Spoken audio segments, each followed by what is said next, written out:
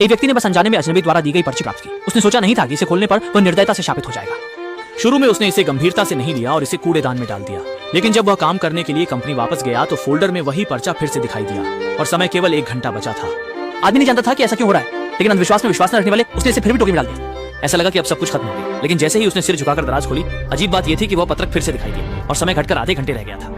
और भी अजीब बात यह थी कि जब उसने फिर से लुकान की तरफ देखा तो उसमें जो पर्चा था वह अजीब तरीके से गायब हो चुका था, जिससे वह डरते हुए तुरंत उठकर उस पर्चे को टुकड़े टुकड़े कर शौचालय में फेंक देता है। सोचा था कि ऐसा करने से वह पर्चा फिर से नहीं आएगा, पर जैसे ही वह टॉयलेट से बाहर आया उसने महसूस किया कि जेब में कुछ अजीब था। फिर व्यक्ति ने धीरे धीरे उसे निकाला तो वही शापित पर्चा निकला और समय तिमाही से कम होकर 15 मिनट पर आ गया। आदमी पूरी तरह से घबरा गया, जल्दी से उसे चूर चूर करके जमीन पर फेंक दिया और फौरन अपने सीट पर लौट आया। हर जगह पर्ची को खोजने लगा, यहाँ तक कि टोकरी में भी। जब तक उसने सभी जगह खोज लिया लेकिन पर्ची नहीं मिली, तब जाकर उसने चैन की सांस ली, बिना यह जाने कि अजीब घटनाएं इससे समाप्त नहीं हुई, क्योंकि आदमी ने पर्ची नहीं बांटी। न केवल पर्चियों की संख्या कई गुना बढ़ गई, अंत में भी वे 2 नहीं गए।